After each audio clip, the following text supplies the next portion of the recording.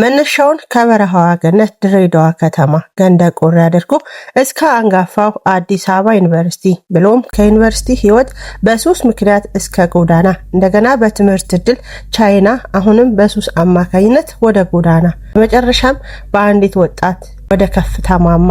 ውድ የማስቱ ቲዩብ ተከታዮች በዛሬው የእንግዳ ቆይታችን የሚሆነው ተረት የሚመስል ህይወት ያሳለፈ ጀግናና ታታሪ መምህር ዳኛቸው ወይም ዳኒ ጋር ይሆናል። ቻናላችን ላይክ፣ ሰብስክራይብ ማድረግ እንዳይረሳ። መልካም ቆይታ። የዛሬ እንግዳይ ከላይ ትንሽ ለመጥቀስ እንደሞከርኩት የዚህ ሁሉ ውጣ ውረድ አልፎ ዛሬ ላይ በሚዲያው በጣም ዝነኛ የሆነውና በጣም ታታሪ ጎበዝ መምህር ዳኛቸው ነው የዛሬ እንግዳይ ማለት ነው። ከሱ ጋር ቆይታ ይኖረናል። እናንተ እስከ ፕሮግራማችን ፍጻሜ ድረስ አብራችሁን ቆዩ። ላለውን ቲቸር ዳኒ ልበል፣ ያው ተማሪዎች በሚጠሩ ስም ቲቸር ዳኒ፣ በቅድሚያ ጥሪና አክብረ ለእናንተ የሚጠቅማችሁ ከሆነ የህይወት ተሞክሬን አካፍላችኋለሁ ብለህ እዚህ ስለተገኘህልኝ በእኔ በቤቱና በአድማጮቼ ስም ከልብ እያመሰገንኩ አድማጮቼን ሰላም በላቸውና ወደ ጥያቄዎቻችን እንገባለን። ሰላም እንዴት ናችሁ? ሁላችሁንም ስላገኘኋችሁ እጅግ በጣም ደስ ብሎኛል። ዛሬም ደግሞ አክብራችሁ ስለጋበዛችሁን እጅግ በጣም ደስ ብሎናል። እግዚአብሔር ያክብረልን። እሺ እኛም እንደዚሁ አክብረን ስለመጣን ከልብ እናመሰግናለን። እስኪ እንደው መምህር ዳኒ ማን ነው? እኔ በተወሰነ መልኩ ለመግለጽ ሞክሬያለሁ። የድሬዳዋ ፈርጥ ነው እና መምህር ዳኒ ማን ነው? ውልደቱ እድገቱ ምን ይመስል ነበረ? ከየት ወዴት የሚለውን እስኪ ትንሽ ከልጅነት ያለውን ቆይታ ትንሽ አጫውተን እስኪ። እሺ እኔ እንግዲህ ተወልጄ ያደግኩት ድሬዳዋ ነው። ድሬዳዋ ገንደ ቆሬ ተብላ የምትጠራ ሰፈር ውስጥ ነው የተወለድኩት። እስከ 12ኛ ክፍል የተማርኩት ድሬዳዋ ውስጥ የሚገኝ ብስራተ ገብርኤል ተብሎ የሚጠራ ትምህርት ቤት ነው። ለምበሯን በመባል ይታወቃል የአካባቢው ስም። እስከ 12ኛ ክፍል የተማርኩት እዛ ነው። እስከ 8ኛ ክፍል በተማርኩበት ጊዜ እጅግ በጣም ደካማ፣ ትምህርት ቶሎ አይቀበሉም ከሚባሉ ተማሪዎች መካከል ቁጥር አንዱ ነበርኩኝ። የሚገርመው ነገር ግን የትምህርት ቤታችን ውድ ነው የሚያስከፍለው፣ የግልም ትምህርት ቤት ነው እና በሰዓቱ የኛ ቤተሰብ ያንን ወጪ ከበር ማድረግ ስለማይችል ወላጅ አባቴ እዛ ትምህርት ቤት ውስጥ በጥበቃነት ወይም በዘበኝነት ስራ ተቀጥሮ የኔ ትምህርት ደግሞ ነፃ ሆኖልኝ እየሰራ ነበር የሚያስተምረኝ። ወላጃችሁ እዛ ትምህርት ቤት ውስጥ የሚሰራ ከሆነ ወደ ዘመድ ካላችሁ ትምህርት ቤቱ ነፃ ያደርግላችኋል፣ ስኮላርሺፕ ይሰጣችኋል ማለት ነው። ስለዚህ ለዛ ሲባል አባቴ ጥበቃ እዛ ይሰራል፣ እኔ ደግሞ ምንም አይነት ትምህርት አልከፍልም። እስከ 8ኛ ክፍል እንግዲህ እንደነገርኳችሁ ትምህርት በፍጹም አይቀበሉም ተብሎ ከሚጠሩ ተማሪዎች መካከል ነበርኩኝ። ግን ደግሞ እንደ ድንገት 8ኛ ክፍል ጨርሰን ወደ 9ኛ ክፍል ስንገባ አንድ አጋጣሚ በህይወቴ ላይ ተፈጠረ። ያቺ አጋጣሚ ለኔ ተርኒንግ ፖይንት ሆነችኝ እና 9ኛ ክፍል ላይ ለትምህርት ያለኝ አመለካከት ተቀይሮ ትምህርት ላይ አካዳሚካል እጅግ በጣም ጎበዝ ከሚባሉ ተማሪዎች መካከል ለመሰለፍ በቃው ማለት ነው። እስከ 12ኛ ክፍል እዛው ብስራተ ገብርኤል ተማርኩኝ። 12ኛ ክፍል ላይ 515 በማምጣት የአዲስ አበባ ዩኒቨርሲቲ በመካኒካል እና ኢንዱስትሪያል ኢንጂነሪንግ ለማጥናት ጆይን አደረግኩኝ ማለት ነው። ለአንድ ዓመት ከ6 ወር ያክል አዲስ አበባ ዩኒቨርሲቲ ቆይቻለሁ። እስከ 12ኛ ክፍል በነበርኩበት ጊዜ እንግዲህ ከትምህርት ቤት ከቤት ትምህርት ቤት ሌላ ነገር ምንም ማላቅ፣ ቤት ነኝ ወይ ትምህርት ቤት ነኝ ወይ ቸርች ነኝ። ከነዚህ ከሶስት ውጪ ሌላ ምንም አይነት ነገር አላቅም። ልክ ዩኒቨርሲቲ በምገባበት ሰዓት ላይ ግን ነፃ ሆንኩኝ ከሁሉ ነገር። የሚቆጣጠረኝም አካል የለም። ጊዜው የራሴ ነው፣ ገንዘቡ የራሴው ነው፣ ሁሉ ነገር የራሴው መስሎ ታየኝ። ነፃነትን ተቀናጀዋት ማለት ነው። ስጋዬ ያለ ልክ ነፃነትን አገኘ። እዚህም እዛም የተለያዩ ቦታዎችን መርገጥ፣ የተለያዩ ነገሮችን መሞከር ፈለኩኝ። ፋይናሊ በጫት በሲጋራ በሐሺሽና እንዲሁም ደግሞ በመጠጥ ሱስ ለመጠመድ በቃው ማለት ነው። ለአንድ ዓመት ከ6 ወር ያክል አዲስ አበባ ዩኒቨርሲቲ ቆየው። 1 ዓመት ከ6 ወር ሲሞላኝ ግን ኢትሚስ 2ኛ ዓመት የመጀመሪያው ሴሚስተር ላይ ማለት ነው ፈተና ላይ መቀመጥ አልቻልኩም ነበር። በዚህ ሱስ አማካኝነት 6 ፈተናዎች አለፉኝ። 6ቱንም ፈተናዎች ኖ ግሬድ ተሰጠኝና ፋይናሊ ከአዲስ አበባ ዩኒቨርሲቲ ተባረርኩኝ ማለት ነው።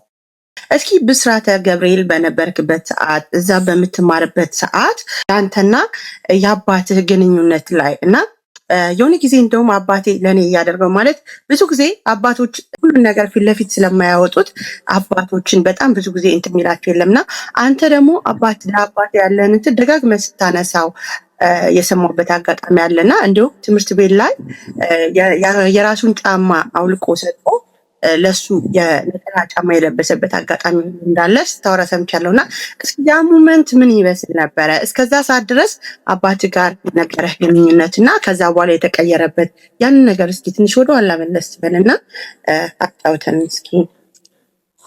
እሺ እንግዲህ በፊት እኔ ገና አንደኛ ሁለተኛ ክፍል ተማሪ ያለው ወላጅ አባቴ አንድ ጨርቃጨርቅ ፋብሪካ ውስጥ ነበር ተቀጥሮ የሚሰራው። ጥሩ ክፍያ ያገኝ ነበር እዛ። ነገር ግን በየወሩ የኛ ትምህርት ቤት ግን የወር ክፍያ ይጨምር ነበር እና አይ ቲንክ ባልሳሳት 5ኛ ክፍል 6ኛ ክፍል ላይ አካባቢ ይመስለኛል ወላጅ አባቴ ጡረታ ይወጣል ማለት ነው። ከነበረበት ከጨርቃጨርቅ ፋብሪካ ጡረታ ይወጣል ማለት ነው። ጡረታ በሚወጥበት ሰዓት ላይ ወደ ቤት ይመጣል። ቀጣይ ስራ መፈለግ መቻል አለበት። አልነስ ኢንዳደርዋይስ ቤታችንን ከበራርክቶ ለእኔ የትምህርት ቤት ክፍያ ከፍሎ እዛ የግል ትምህርት ቤት ማስተማር አይችልም። ስለዚህ በሰዓቱ የነበረው የመጀመሪያው ኦፕሽን ምንድን ነበር? በብየዳ ሙያ ስለተማረ ከዚህ በፊት አንድ የካቶሊክ ቤተክርስቲያን በወር 10,000 ብር እየከፈሉት እንዲሰራ ጥሪ ያቀርቡለታል። በሰዓቱ በዛን ጊዜ 10,000 ብር እጅግ በጣም ብዙ ብር ነው። ብዙ ነገር ከቨር ማድረግ ይችላል በእርግጥ። ነገር ግን እጅግ በጣም ከአባቴ አንዱ በጣም የምወድለት ባህሪ ምንድን ነበረ? ነገን እጅግ በጣም አርቆ የሚያይ ሰው ነበር እና በሰዓቱ እዚህ ትምህርት ቤት ተቀጥሮ በወር 10,000 ብር እያገኘ እኔን የግል እያስተማረ ቤተሰባችንንም ደግሞ እያገዘ መቀጠል ይችላል። ነገር ግን ነገ ድንገት አንድ አደጋ ቢያጋጥመኝ እንደው ብሞት የሆነ ችግር ላይ ቢደርስና መስራት ባልችል ይሄ ልጅ ጎዳና ላይ ነው የሚወድቅብኝ፣ ይሄ ልጅ የሚያስተምርልኝ ሰው አላገኝ የሚልና እኛ ትምህርት ቤት በስራ ለመቀጠር ይመጣልና በሰዓቱ የኛ ትምህርት ቤት ያወጣው 2 የስራ ማስታወቂያ ነበር። አንደኛው የስራ ማስታወቂያ በአትክልተኝነት ነበረ። ሁለተኛው የስራ ማስታወቂያ ደግሞ በዘበኝነት ነበር ማለት ነውና ልክ 6 ሰዓት ላይ ወደ ቤት ስመለስ ትምህርት ቤት አይቼው ነበር። እኛ ጋር ሲቪውን ይዞ መጥቶ ነበርና እኛ ትምህርት ቤት መጥተን ነበር ስለው፣ አዎ ስራ እኮ ተቀጠርኩኝ እናንተ ጋር አለኝ። ከምንም አልቆጠርኩትም። በምን የተቀጠርኩ ይመስልሃል አለኝ። ያው የብየዳ ሙያ ስላለ ያው በብየዳ በኤሌክትሪክሻን ነው ስለው፣ አይ በኤሌክትሪክሻን እንኳን ሰው አላቸው፣ የስራ ማስታወቂያ ወጣው በጥበቃነትና በአትክልተኝነት ነው ይለናል። በዛ ሰዓት ላይ የገመትኩት ቀጥታ በቃ አትክልተኝነት ነው አልኩት። አይ አትክልተኝነት አይደለም በዘበኝነት ነው የተቀጠርኩት ሲለኝ እጅግ በጣም በዛን ሰዓት ላይ በአባቴ አፈርኩኝ። ምክንያቱም እንግዲህ በእኛ ጊዜ ምናልባት እዚህ ውስጥ ያላችሁ ሰዎች በዛ ጊዜ የነበራችሁ ወይም ከዛ በፊት የነበራችሁ ልትሆኑ ትችላላችሁ። ድሮ የድሃ ልጅ መባል እጅግ በጣም ነበር የሚያሳፍረው። የዘበኛ ልጅ መባል በጣም ነበር የሚያሳፍረው። እንደውም ታስታውሱ ከሆነ ቤታችን ደሳሳ ጎጆችን በር ራሱ አናንኳኳም። የሀብታም በር አንኳኩተን ከዛ ጓደኞቻችንን ሸኝተን ነው የኛ ያቺ በሹክ የታጠረችው ግቢ ውስጥ የምንገባው። ድሮ የሀብታም ልጅ እንደሆነ ነው የምናስመስለው፣ የሀብታም ልጅ እንደሆነ ነው የምናወራው። ትዝ ይለኛል። እንደውም የዛ ጊዜ ብዙ ጊዜ አነሳዋለሁ። ደብተር ላይ ያለ የቤት ስዕል አሳይተን ጓደኞቻችንን የኛ ቤት ነው ብለን የምናሳምንበት ዘመን ነው እና የድሃ ልጅ የዘበኛ ልጅ መባሉ ስላልፈለኩት እጅግ በጣም አፈርኩኝ። አባቴን ከዛች ጊዜ ጀምሮ ጠላሁት ማለት ነው። ትምህርት ቤትን በር ላይ ቆሞ በሚጠብቀኝ ሰዓት ላይ አልፌው ነው የምገባው። ኢቭን ሲጠራኝ እንኳን እንዳልሰማሁኝ ነው የሚሄደው። ከሱ ጋር መታየት አልፈልግም። ተማሪም ከትምህርት ቤት ሲወጣ ጠርቶ ደግሞ እጄን ይዞ እንዳያዋራኝ ብዬ ተማሪ ሁላ ወጥቶ ካለቀ በኋላ ነው የምወጣውና በዚህ አይነት ሁኔታ 7ኛ ክፍልን ጨረስንና ወደ 8ኛ ክፍል ሙቭ በምናደርግበት ሰዓት ላይ አንድ ነገር ተፈጠረ። ምን ተፈጠረ? በሰዓቱ የሁሉም የግል ትምህርት ቤት አንድ ማስታወቂያ ወጣ። ምን የሚል ማስታወቂያ ነው? ጠዋት ሁሉም ተማሪ ሽፍን ጫማ መልበስ አለበት፣ ስሊፐር ጫማ ለብሶ መምጣት አይቻልም ተብሎ ሕግ ወጣ። ስለዚህ ጠዋት ስሊፐር ጫማ ለብሶ የመጣ ተማሪ ወደ ቤት ይባረራል ማለት ነው። እንግዲህ በዚህ ጊዜ በእኛ ጊዜ ደግሞ ያው ሽፍን ጫማ መልበስ ልክ በአሁኑ ዘመን ቋንቋ ልክ እንደ ፋራ የሚቆጠርበት ሽፍን ጫማ መልበስ እንደ እንትን የሚቆጠርበት ሰዓት ነው እና ስሊፐር ማድረግ ደብተር ጥፍ አድርጎ መያዝ ምናምን ነገር ልክ እንደ አራዳነት የሚቆጠርበት ሰዓት ነበር ጊዜውና ከዕለታት በአንድ ቀን ስሊፐር ጫማ ለብሼ ወደ ትምህርት ቤት መጣሁ ማለት ነው። በሰዓቱ ደግሞ በዘበኝነት በዛን ሰዓት ላይ ተቀጥሮ የነበረው አባቴ ነበረ። በር ላይ ስንደርስ ዳይሬክተሩ መጣ። በስሊፐር የመጡት ተማሪዎች እንዳታስገባቸው አለው።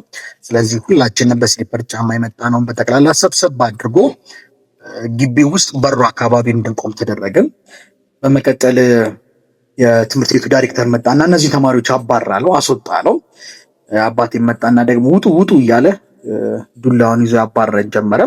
በዛ ሰዓት ላይ እንግዲህ ካጠገቤ የነበሩ እኔ ገና ያኔ ትንሽ የልጅ ነኝ፣ 7ኛ ክፍል እንደዛ አካባቢ ነኝ። 10ኛ 12ኛ ክፍል ያሉ ያጉረመርሙ ነበረ። ይህን ሰውዬ ደግሞ ከየት ነው ያመጡብን? ይህን ሽማግሌ ይህን ምናምን ይሉ ነበርና ውስጤ እጅግ በጣም ተናዷል። እልህ ውስጤ ገብቷል። ግን በአንድ በኩል ደግሞ ያዝ አርግቸው አባቴ መሆኑ እንዳይታወቅ ያዝ አርግቸው እነዚህ አባቴ ላይ ከሚያጎመርሙ ልጆች ጋር አብሬ መንገድ ጀመርኩኝ። ከትምህርት ቤቱ በር አለፍን፣ ወጣንና ጉዞ ጀመርን ወደ ላይ።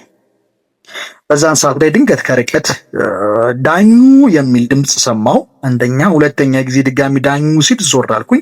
በጣም ተናደርኩኝ። ለምንድን ነው የጠራኝ ምናምን ብዬ እዛ ጋም የነበሩት ልጅ ደግሞ ምንሽ ነው ምናምን ነገር እያሉ ሲጠይቁኝ ዝም ብያቸው ሄድኩኝ። አባቴ መሆኑን ለመናገር አልፈለኩም። በጣም እየተበሳጨው ነው ትዝ ይለኛል። መጣውና አቤት ምናምን ነገር አልኩት እየተቆጣው እና እስቲ ግባለኝ እና አስገባኝና ዘበኞች የሚተኙባት አንዲት ትንሽ ክፍል አለች። እዛች ክፍል ላይ አስገባኝና ጫማውን አውልቆ ሰጠኝ። የኔን ሲሊፐር ደግሞ እሱ ለበሰው። ጫማውን በማጠልቅበት ሰዓት ላይ ጫማው እጅግ በጣም ሰፋኝ፣ አልሆነኝም። ስለዚህ ከፊት ለፊቱ ጨርቅ ወሸቅ አደረገና ጫማውን አሰረልኝ። ቆዳ ጫማ ነው እሱ። የዛን ጊዜ በሲሊፐር ጫማ ቆመና እኔ እሱ ቆዳ ጫማ ለብሼ ጨርቅ ወጥቼበት ወደ ክላስ ገባው። በሰዓቱ ፈተና ነበር። ፈተናውንም ለመፈተን በቃው ማለት ነው። የዛን ሰዓት ላይ ለአባቴ ያለኝ አመለካከት 360 ዲግሪ ተቀየረ ማለት ነው። ለካ እኔ በአባቴ ዘንድ ያለኝ ቦታና ሌሎቹ ተማሪዎች በአባቴ ዘንድ ያላቸው ቦታ ለካ አንድ አይደለም። ለካ ለኔ ሲሆን ለካ ያደላል። ለካ አባ ለኔ ሲሆን ለካ ህግ ይጥሳል። ወላጆቻችን ለካ ለኛ ህግ ይጥሳሉ። ለካ ህግን የሚያከብሩት ለካ ለሌሎች ሲሉ ነው። ያቺ ስሜት ልቤን ቆረቆረችው። ከዛች ጊዜ ጀምሮ ለአባቴ ያለኝ አመለካከት ተቀየረ ማለት ነው። ትምህርት ላይ ለውጥ ለማምጣት ብዙ ሞከርኩኝ፣ ታገልኩኝ። ነገር ግን አልሆነልኝም። ፋይናሊ የ8ኛ ክፍል ፈተና በምንፈተንበት ሰዓት ላይ ሚኒስትሪ እንግዲህ እንደነገርኳችሁ ትምህርት ላይ ብዙም አይደለሁም እና ከሚኒስትሪ በምንፈተንበት ሰዓት ላይ ኮርጄ 96 አመጣው ማለት ነው። እና እኛ ሰፈር እንግዲህ ምናልባት የሬዲዮ ልጆች እዚህ ካላችሁ ስፔሻሊ ገንደ ቆሬ መስጊዱ አካባቢ የምታውቁት ከሆነ ወደ አባ ዮሐንስ ትምህርት ቤት አካባቢ እዛ ሰፈር በቃ ትምህርት አብዛኛው ተማሪ የሚማሩ እስከ 8 ነው። 8ን የሚያልፍ የለም በቃ። እና እንደ ድንገት ብዙ ተማሪ ወድቋል። የዛን ጊዜ ሚኒ ጓደኞችም እዛው አካባቢ ያሉ ብዙዎች ወድቀዋል። ልክ ሚኒስትሪ ተለጠፈ ብስራተ ገብርኤል ትምህርት ቤት በሚባልበት ሰዓት የሰፈር ልጅ ሁላ ሮጦ ነው የሄደው። ያው የግል ትምህርት ቤት መማረው አንድ እኔ ነኝ እዛ ሰፈር። ስለዚህ የኔን ውጤት ለማየት ብዙ ሰው ጓጓል። ቢኮዝ ሁሉም ተማሪዎች የመንግስት ነው የሚማሩት። እዛ ሰፈር ላይ እኔ ብቻ ነኝ የግል መማረው። ያው እዛ አካባቢ ላይ ብዙዎቻችን አቅመ ደካማ ነን። ገንደ ቆሬ ተብሎ ነው የሚታወቀው። እና በቃ የደሃ አቅማቸው ደከም ያሉ ሰዎች የሚኖሩበት አካባቢ ነው የኛ ሰፈር ስፔሻሊ። እና የግል ለመማር እኔ ብቻ ስለነበርኩኝ እኔ ውጤት ለማየት ጓደኞቼ ምናምን እየተሯሯጥን ሄደን በር ላይ ስንደርስ እንደ ድንገት አባ ቆሞ ነበረ። እየሮጠ መጣና ቅፍ አደረገኝና ወደ ላይ አሽከረከረኝ፣ ሳመኝ፣ አለቀሰ። ደነገጥኩኝ። አባቴ ሲያለቅስ ሲደሰት እንደዚህ አይቼው አላውቅም። ከዛ በፊት ባይገርማችሁ ዘበኞች ናቸው የትምህርት ቤቱን መስኮት በር የሚዘጉት። ሙሉ የክላሱን 14 ክላስ አለ። ከኬጂ ጀምሮ ኬጂ 1 ኬጂ 2 ግሬድ 1 ግሬድ 2 እያለ እስከ 12ኛ ክፍል ያለውን መስኮት እንዳለ ይዘጋል። ማታ እሱን አብሬው ዘግቼው ነው ወደ ቤት የምመለሰው። እና ያን ሁሉ ነገር በማግዘው ሰዓት ላይ እንኳን ተጨማሪ ስራዎች ሲመጡ የጉልበት የምን ትምህርት ቤት ውስጥ አግዘው ነበር። እንደዚህ አይነት ደስታ አይቼበት አላውቅም። እና የዛች ቀን ግን የነበረውን ደስታ ልነግራችሁ አልችልም። ስንት አመጣው አባ ስለው 96 አመጣሽልኝ እኮ አለ። ውጤቱ ከየት ላምጣው እሱ ምንም የሚያውቀው ነገር የለም፣ ግን ደስተኛ ነበረ። የዛ ሰዓት ላይ ደግሞ አንድ ሌላ ነገር ገባኝ። ምን ገባኝ? ለካ የቤተሰቦቻችን ደስታ ለካ ያለው እነሱ ለኛ በሚደክሙበት አቅጣጫ ላይ ፍሬ ስናፈራላቸው ነው። ለካ እግራቸውን ብናጥባቸው፣ ብንስማቸው፣ ብንላላክላቸው፣ የሚፈልጉትን ነገር ሁላ ብናደርግላቸው ለካ ደስታቸው በዛ ላይ የለም። ለካ ትክክለኛ እናትና አባታችን ደስታ ያለው ለኛ በሚደክሙበት ለኛ እየለፉ ባሉበት አቅጣጫ ላይ እኛ ፍሬን ስናሳያቸው ደስተኛ ናቸው። የዛን ሰዓት ላይ እቺ ገባችኝ። 9ኛ ክፍል ከመግባታችን በፊት 8ኛ ክፍል እንግዲህ ጨረስን አልኳችሁ። 2 ወር ሙሉ ክረምቱን ከጠዋት እስከ ማታ የማቴማቲክስ ትምህርትን ላይብረሪ እየሄድኩኝ እያጠናው ጠዋት ሄዳለሁ፣ ማታ ነው የምመጣው። ቁርስና እራት ብቻ ነው በለው። ቀኑን ሙሉ እያጠናው ውላለሁ። 2 ወሩ እንደዛ ጠናው። 9ኛ ክፍል ገባን። 9ኛ ክፍል ስንገባ እንዴት እንደሆነ በማላውቀው ሁኔታ እኔም ትምህርቱ ዝም ብሎ ይገባኝ ጀመረ። ቢኮዝ ክረምት ሙሉ ሳጠና ነበር እንደነገርኳችሁ። ቀለለኝ። የማቴማቲክስ ትምህርትን ከመቶ አመጣው። ከዛም አልፎ ደግሞ 6 ቦነሶች ነበሩት። በአጠቃላይ ወደ 106 አመጣው ማለት ይቻላል። ከመቶ የትምህርት ቤት ማቴማቲክስ መምህር የዛን ሰዓት ላይ ሸለመኝ። ደረጃም ደግሞ ፎር ደ ፈርስት ታይም በህይወቴ 3ኛ ወጣው ማለት ነው የዛን ጊዜ። ከዛ በኋላ ማቴማቲክስ እና ፊዚክስ ትምህርት ላይ በፍቅር ወደኩኝ ማለት ነው። የኔ የትምህርት ፕሮግረስ እዛች ጋር ተርኒንግ ፖይንት ሆነው ማለት ነው። ሁሉን ነገር ፊት ለፊት ስለስምንተኛ ክፍል ኮርጆ አልፎ ከዛ 9ኛ ክፍል ላይ መሸለም ማለት በጣም የሚገርም ለውጥ ነው። ቲቸር ዳኒ ከዛ በኋላ ዩኒቨርሲቲ ከገባህ በኋላ ያለው ነገር እንግዲህ ከዛ 9ኛ ክፍል ላይ የተቀየረው ያንተ ማንነት ወይም ደግሞ ጉብዝና 12ኛ ክፍል 515 አምጥተህ ወደ ዩኒቨርሲቲ አዲስ አበባ ዩኒቨርሲቲ ገባህ እና ዩኒቨርሲቲ ላይ እንዴት ነበረ የተቀበለ ዩኒቨርሲቲ እና አዲስ አበባ? ለአዲስ አበባም አዲስ በሰዓቱ አዲስ አበባንም ዩኒቨርሲቲንም በአዲስ መልኩ ነው የተቀላቀልከውና እንዴት ነበረ? እንዴት አገኘኸው ዩኒቨርሲቲ ህይወትነት? ምን መሰላችሁ እንግዲህ አሁን ያኔ ዩኒቨርሲቲ መግባት ከኛ ሰፈር ራሱ በራሱ በጣም እንግዲህ እንደነገርኳችሁ 8ኛ ክፍል ድረስ የሚማርበት ከ8 ተማሪ የሚያቋርጥበት ሰፈር ነው እና የኔ 8ኛ ክፍል ማለፍ ከዛም 10ኛ ክፍል ማትሪክ ማለፍ በራሱ ሰፈር ውስጥ ትልቅ ስም አሰጥቶኛል። ይብል ልጆች ሲጣሉ የጋሻምበል ልጅ ጋር ሂዱ ያስታርቃችሁ ነው መከራቸው ነው ምናምን ነገር ነው የሚባለው እና ጭራሽ ደግሞ 12ኛ ክፍል 515 ማምጣቴ ሰፈሩን ነቅንቆታል። ብሎም ተርፎም ደግሞ ያኔ ድሮ ድሬዳዋ ላይ አይ ዶንት ኖ ሌላም ክልል ከተማ ላይ እንደዚህ ሊሆን ይችላል አላውቅም፣ ግን እኛ ሀገር ድሬዳዋ ላይ አዲስ አበባ ሄደ አንድ ሰው ከተባለ በቃ አለፈለት ነው የሚባለው። ከአዲስ አበባ የመጣ ባላገባች ከተባለ አለፈላት በቃ ምናምን ነው የሚባለው። በቃ አዲስ አበባ መግባት አዲስ አበባ መሄድ እንደ ትልቅ ነገር ነው የሚቆጠረው እና የኔ አዲስ አበባ ዩኒቨርሲቲ መግባት የሰፈሩን ሰው ሁላ ነው ያስደመመው። ከዛም አልፎ ደግሞ የሰፈሩ ሰው ሁላ እያዋጣ አንዳንዱ ቲሸርት፣ አንዳንዱ ጫማ፣ ስሊፐሩ፣ ጥርስ ብሩሹ ያልተገዛሪ ነገር የለም። በዛ ሁኔታ ነው የሰፈር ሰው ሰብሰብ ብሎ የሸኘኝ ማለት ነው እና አዲስ አበባን አላቃትም። አባቴ ነበር ይዞኝ ሄደው። አባቴ የማያውቀውም አዲስ ነው። ዩኒቨርሲቲ አስገባኝ። እሱ ተመለሰ በነጋታው። አሁን ነፃ ሆንኩኝ ማለቴ የጊዜ ነፃነት አገኘው። ገባ ውጣ የሚለኝ የለም፣ አጠና አላጠና የሚለኝ የለም፣ ኮንትሮል የሚያደርገኝ የለም። ከሁሉ ነገር ነፃ ሆንኩኝ ማለት ነው። ሁሉንም ነገር መርገጥ፣ ሁሉንም ነገር መንካት ፈለኩኝ። በህይወታችን ውስጥ አንዳንድ ጊዜ በነፃ የምናገኛት ነፃነት ዋጋ ታስከፍለናለች እና ነፃነትን በነፃ አገኘዋት ማለት ነው። ይቺ ብዙ ዋጋ ሊከፈልላት የሚገባትን ነፃነት እኔ ግን በነፃ ተቀናጇት እና ያኔ ያዳልጠኝ ጀመር ማለት ነው። ወደ ታችን ሸራተት ጀመር ሳላስበው። ስጋዬ ያለ ልክ ተፈታ፣ ነፍሴ ደግሞ በማላየው ሰንሰለት ትታሰር ጀመረ ማለት ነው። አንዳንዴ ስጋችን ያለ ልክ ይፈታል። ሁሉም ነገር ማድረግ እንደምንችል ይሰማናል። ሁሉም ነገር እናረጋለን። በሁሉ ቦታ እንዞራለን። የፈለግነውን ስጋችን ማድረግ የፈለገውን ነገር በጠቅላላ እናረጋለን። ግን ነፍሳችን ታስራለች። ማታ ማታ ቤታችን ስንገባ እምባ ይለናል፣ ይጨንቀናል፣ ይከፋናል። እየሄድንበት ያለው መስመር ልክ እንዳልሆነ ይሰማናል። ነፍሳችን በማናውቀው ሰንሰለት ትታሰራለች። ቀና ብለን የምንጸልይበት ጉልበት እናጣለን። ቤተክርስቲያን፣ ቸርች የምንሄድበትን አቅም እንነጠቃለን። ነፍሳችን ጭልም ይልባታል፣ ስጋችን ግን ይፈነድቃል። እንደዛ አይነት ሁኔታ ውስጥ ገባው ማለት ነው። ስለዚህ ጫት መቃም ጀመርኩኝ። ከዛ ደግሞ ጫት ከተቃመ በኋላ ደግሞ ማታ ማታ እንቅልፍ ስለማይወስድ መጠጥ መጠጣት አለበት፣ መጠጥ መጠጣት ጀመርኩኝ። ከዛ ደግሞ እያልኩኝ ሲጋራ የሚባል ነገር ውስጥ ገባው። በሱስ ህይወት አዲስ አበባ ዩኒቨርሲቲ ውስጥ ተቀመጥኩኝ ማለት ነው። የመጀመሪያው ዓመት ላይ ጥሩ ግሬድ ቢኖረኝም 2ኛው ዓመት ላይ ስንተላለፍ ግን ሱሱ እጅግ በጣም እየበረታብኝ ነበርና ከክላስ መቀርባቸው ጊዜያቶች በጣም ብዙ ነበሩ። ፋይናሊም ደግሞ ፈተና ላይ ሳልቀመጥ ቀረውና ፌል አደረግኩኝ። በዛ ምክንያት አዲስ አበባ ዩኒቨርሲቲ ደግሞ አባረረኝ ማለት ነው። ይገርማል። ማለት የድሬዳዋ ሰው ነው። ከድሬዳዋ ደግሞ በጣም ገንደቆሬ በጣም ፈጣን የሚባለው ሰፈሩ ነው። ግን ከዛ ከሱስ ነፃ ሆኖ ነው የወጣው። የሚገርመው ግን አዲስ አበባ ሲገባ አንዳንዴ ከልጅነታችን ሁሉንም ነገር ካልጨረስን እዛ ላይ ስንገባ ሰፊ የሆንብንና ማንወጣው ነገር እንገባለን እና ያ ነገር ነው የገጠመው እንግዲህ ወንድማችን ማለት ነው። እሺ ከዛ ቀጣይ እንደው በጣም ለቤተሰቦች ቃል ገብተ ለአባት ቃል ገብተ ትልቅ ደረጃ እንደምትደርስ አስበህ ሄደህ በሰፈር ሰዎች ተሸኝተ ሄደ ከዩኒቨርሲቲ መባረር ስሜቱ ምን ይመስላል በሰዓቱ?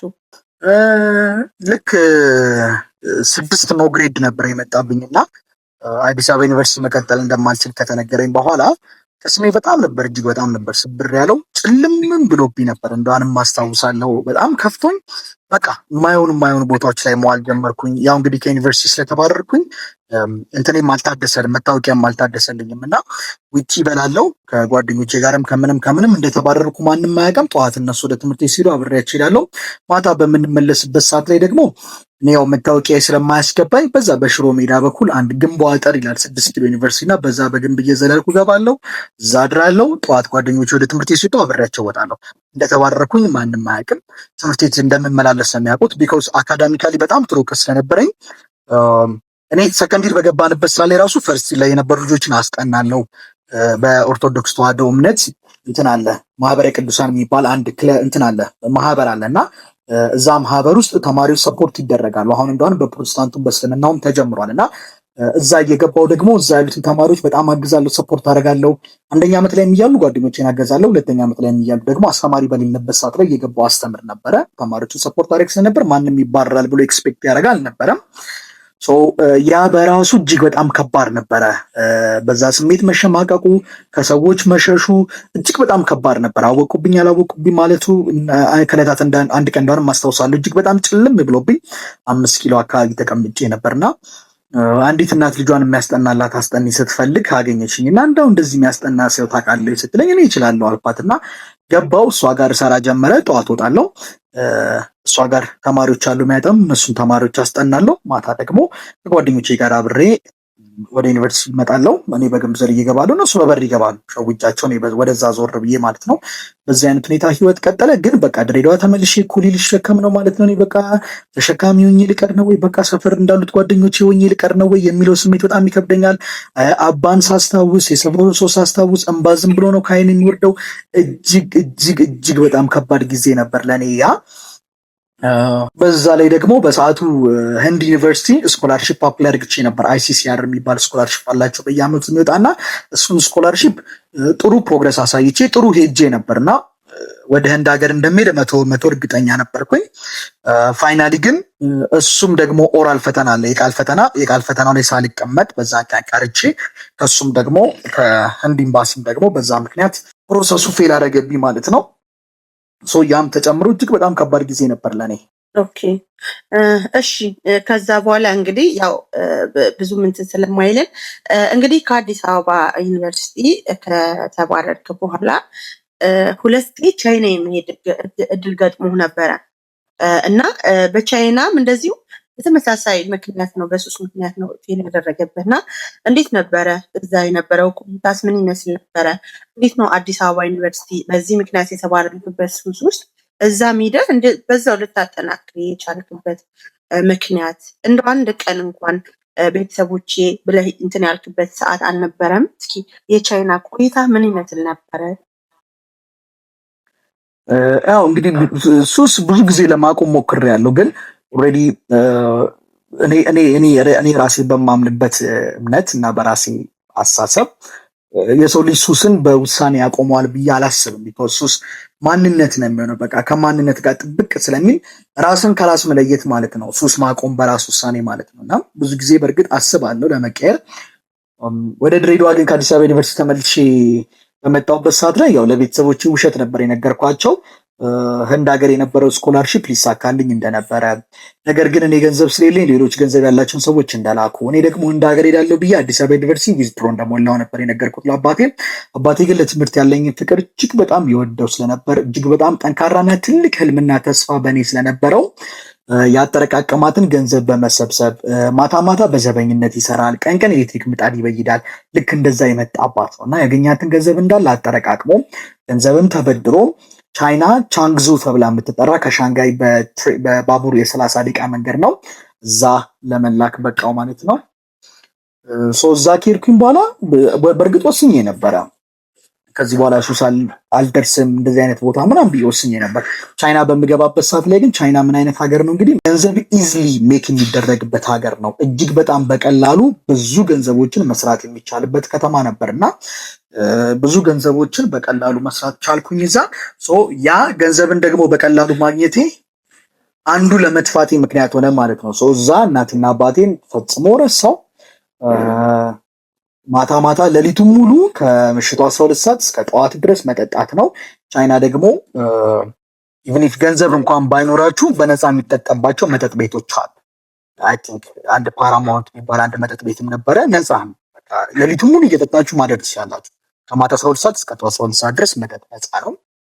ሲጋራ እንደ ልብ ነው እዛ ከተማ ላይ ሁሉም ማጫሽ ነው። ስለዚህ ሱሱን በጣም አባባሰብኝ ማለት ነው ኢንቫይሮንመንቱ። ገንዘብም ደግሞ እንደ ልብ መስራት ጀመርኩኝ፣ ብዙ ገንዘብ ማግኘት ጀመርኩኝ። ስለዚህ እናትና አባቴን ረሳው። ባይገርማችሁ ከዛ ከድሃ ቤት ወጥቼ